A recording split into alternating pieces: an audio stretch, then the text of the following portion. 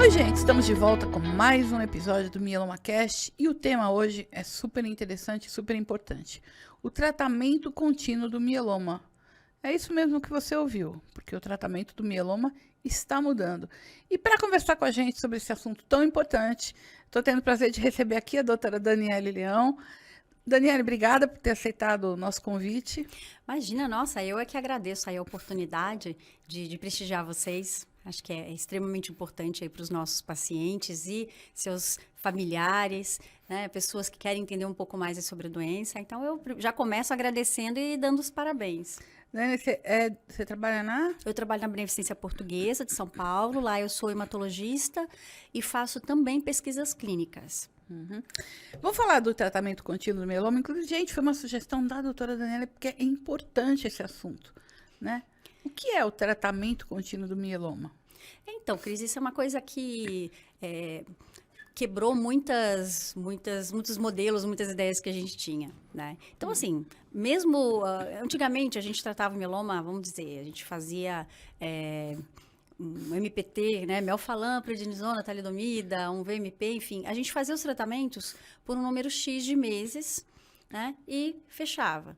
A gente foi percebendo que tratar por um pouco mais de tempo, você já melhorava um pouco os resultados. E com as novas drogas, que a toxicidade é menor, a gente percebeu que, quer dizer, toxicidade, quando eu falo toxicidade, menor efeito colateral, menor alteração de hemograma, alteração renal, neuropatia, etc.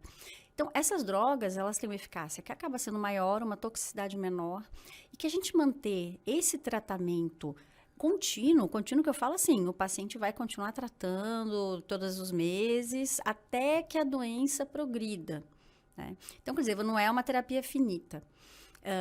Então, a gente tem várias drogas que têm sido utilizadas e o paciente vai tomando. Tanto que, às vezes, o paciente reclama, meu Deus, mas eu tô ótimo, eu tô muito bem, ainda preciso ficar tomando. Precisa, porque com isso a gente... É o que eu falo, tem que pisar na cabeça da cobra. Porque com isso a gente mantém a doença sob controle, um controle mais sustentado. Então ter tratamento contínuo é uma terapia de manutenção? Não, então, o que acontece? Quando a gente fala terapia de manutenção, então a gente geralmente usa esse termo para, por exemplo, o que você faz para manter a resposta depois, por exemplo, de um transplante. Então, o paciente faz o tratamento inicial, faz o transplante e depois ele usa a terapia de manutenção. Então, geralmente são 2 anos, né, de lenalidomida, tem gente que até usa mais um pouco. Mas, enfim, então aí você está mantendo resposta. Esse não, ele é o tratamento. Então, por exemplo, se a pessoa tiver com 5 anos bem com a doença, né, ela vai estar tratando ainda com 5 anos. Porque, na verdade, os melhores resultados a gente tem obtido, primeiro, com a questão realmente das novas drogas, e a gente tem mantido com esse tratamento sem prazo de terminar. É claro, Cris, por exemplo, que a gente não consegue usar isso com alguns tipos de medicamentos que têm uma toxicidade maior. Então, a talidomida, 7 a cada 10 pessoas vão ter algum tipo de neuropatia em torno de pelo menos 1 ano. Então, a gente não consegue usar a talidomida há muito tempo. Medicamentos que são da classe dos quimioterápicos, como o melphalan, ciclofosfamida, também não são tratamentos que você vai continuar usando, porque você começa a fazer uma lesão, né? Uma toxicidade maior na medula, né? Na medula óssea, que fabrica o sangue. Então, o paciente pode começar a ter um pouco de queda de contagem de células no sangue, um pouco de anemia. Então, esses a gente tem data e hora para começar e acabar. Mas a gente tem protocolos em que a gente vai ficar usando. Então, por exemplo, tem um dos tratamentos que fechou agora, assim, em torno de mais ou menos 50% dos pacientes ainda nem progrediu em 5 anos. Mas é um tratamento que a pessoa continua fazendo. Ela vai lá todo mês, ela toma os medicamentos orais. Então, assim, isso é uma das coisas que a gente tem entendido um pouco melhor. Agora, chato você continuar fazendo um tratamento quando você se sente bem? A gente sabe que é. Então, por Mas isso aí que diminui a dose, como é que faz? então, a gente geralmente, assim, tira corticoide, que é uma das coisas que todo mundo reclama, Sim. né? Porque o tratamento original seria, tipo, manter todos os medicamentos com Dexa, com Bred, etc. Então, a gente já tem tirado o corticoide mais cedo, mas a gente tem mantido as drogas. Então, nem sei se eu posso falar dos... Pode. Então, por exemplo, a gente usa daratumumab, usa lenalidomida, usa carfilzomib, só para citar alguns, né? Isatuximab, que você vai utilizando, depois você vai fazer uma vez por mês, a cada 15 dias, dependendo da droga. Mas você vai fazendo, tipo, direto. Você vai fazendo sempre, sem interrupção, né? A lenalidomida, então, tem quem faça 14 dias, 21 dias, né? Tô falando dos pacientes aí que não transplantaram. Mas com isso, a gente consegue manter a doença sob controle por muito mais tempo.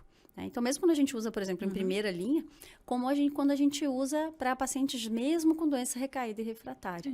Então, isso mudou muito, né? Agora, é o que eu falo, mieloma é uma doença crônica. Então, eu falo para os pacientes, mas é uma doença que não tem cura, mas tem controle e cada vez um controle melhor.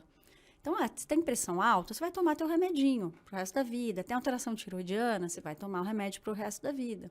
Então, doenças crônicas, como pressão alta, diabetes, alteração tiroidiana, a gente tem que imaginar o mieloma controlado com uma dessas doenças. Então, é chato. Mas é muito mais chato você parar um tratamento que está funcionando e essa doença voltar com força total, por uma coisa que não foi feita de maneira adequada. E como é que a gente faz para pensar nesse conceito para o paciente que se trata pelo SUS?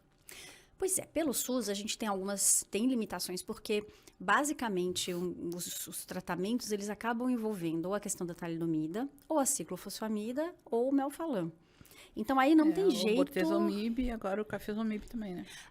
Aí, por exemplo, com esses medicamentos, a gente tem tratamentos mais longos, né? Então, por exemplo, o bortezomib, o paciente às vezes está usando por mais tempo, a gente vai espaçando um pouco mais as doses, a gente vai cuidando com a neuropatia, baixa a dose, aumenta a dose, enfim.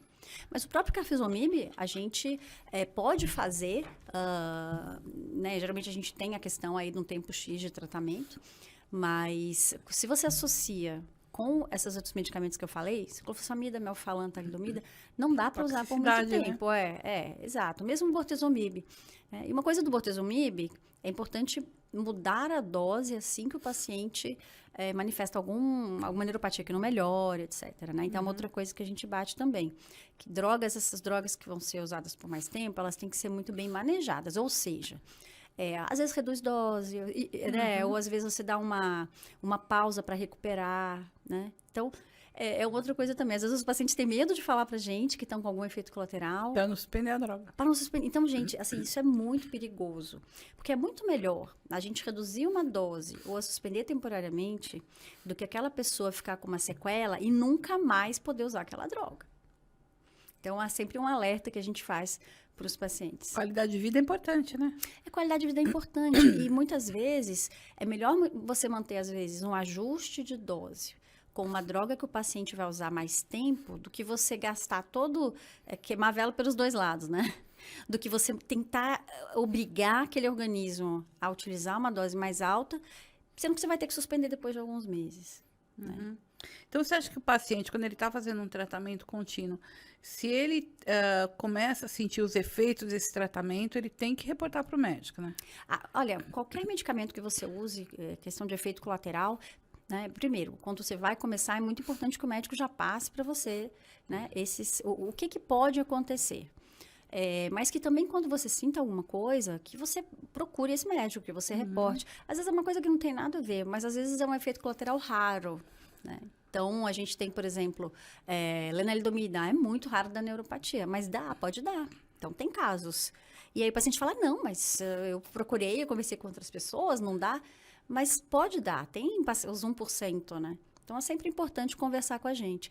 E aí, o que a gente faz? A gente maneja. A gente, às vezes, reduz a dose, dá uma pausa X tempo. Então, esses tratamentos do mieloma em geral, terapia fixa, contínua, sempre, muitas vezes, os ajustes, eles são importantes. E aí, essa parceria do médico, da equipe multiprofissional, que é super importante, com o paciente, seu familiar, é essencial. E o paciente também se empoderar no sentido de entender sobre a questão da droga, entender o que ele tem que ficar atento também, né? Então, a gente fala muito, por exemplo, da questão da neuropatia.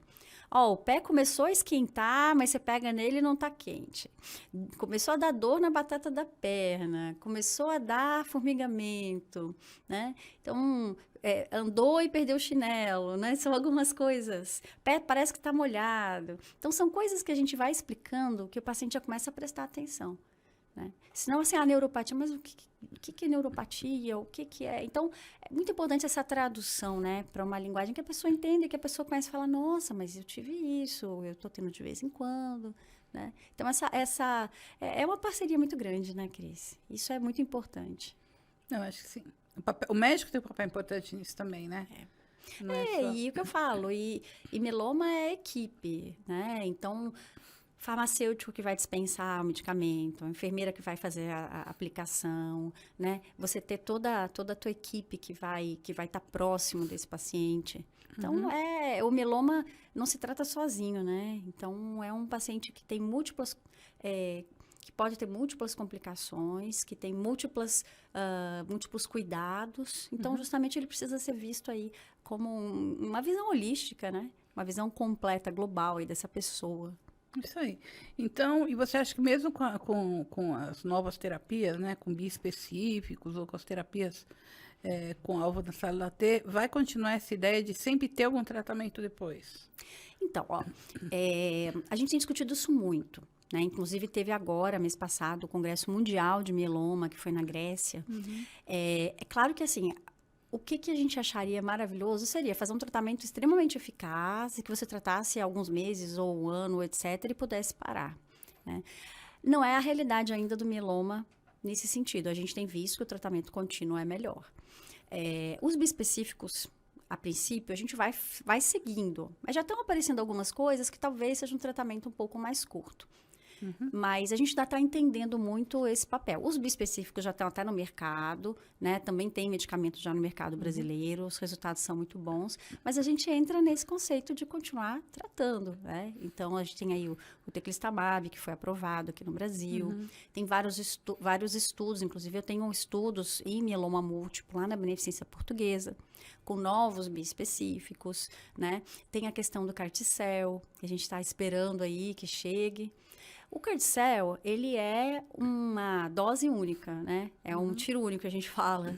Ele é uma dose única e você vai ter esse período em que a pessoa vai ficar com a doença controlada.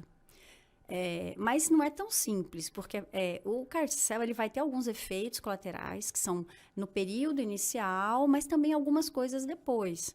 Então, apesar de ser um tratamento único, diferente dos bispecíficos, eles têm algumas particularidades. Então, quer dizer, primeiro, o Carticel ele não está disponível na hora, né? Você tem que fazer a coleta das células, preparar, manter o mieloma controlado, né? Antes de fazer esse Carticel. Então, e tudo bem, aí você faz o tratamento e vai acompanhando. Mas as outras drogas, como você citou de bispecífico, já estão, que a gente diz, já na prateleira. Então, meu paciente progrediu, eu já posso pegar e fazer essa aplicação. Então, a gente, teoricamente, conseguiria um controle um pouco mais rápido, né? Então, do que você tentar ficar segurando a doença. E às vezes o mieloma está tão agressivo que a gente não consegue segurar a doença até as células CAR-T chegarem. Então, isso é uma coisa que a gente tem que balancear, né? Perfeito. Muito obrigada por todas as informações que você deu para a gente. Qual a mensagem que você deixou para os pacientes naquela câmera? Então, acho que uma das mensagens importantes tem muitas coisas novas chegando para o mieloma. O tratamento do mieloma, ele não é uma corrida de 100 metros, ele é uma maratona. Então, muitas vezes, o tratamento também é uma maratona, no sentido de que, assim, se você está bem, se você está com a doença controlada, mas o seu tratamento proposto é um tratamento contínuo, fica firme, porque com isso, a gente vai manter a doença controlada mais tempo, né? Tem muita coisa chegando. E todos os tratamentos, sejam eles pelo SUS, sejam eles pelo sistema privado, ele precisa ter uma parceria muito grande com o seu médico, Então, perceba os eventos adversos, tire as suas dúvidas, leve um caderninho com as anotações, né? Porque eu falo que todo mundo sai do médico e começa a lembrar de coisas quando chega em casa. Então, acho que essas são as mensagens principais, né? E fique firme, tem muita coisa boa chegando, muita coisa. E obrigada pela oportunidade, Cris, e mais uma vez aí, parabéns para vocês. Aí você vai voltando e contando pra gente. Ah, com certeza. Tá bom? Estou à disposição. Obrigada. Obrigada pra você que ficou com a gente também. Até a próxima.